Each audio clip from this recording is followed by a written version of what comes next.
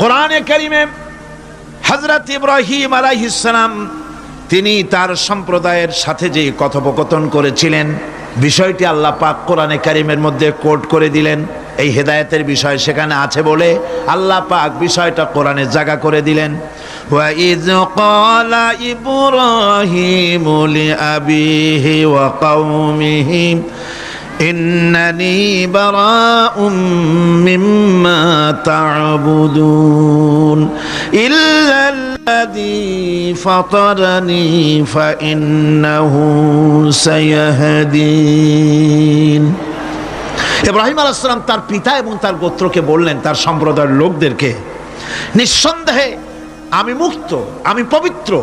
তোমরা যেসব জিনিস দিয়ে যেসব এর ইবাদত করো, গোলামি করো, আনুগত্য করো, আমি তার থেকে পবিত্র। আমি তো শুধু ইবাদত করি, গোলামি করি।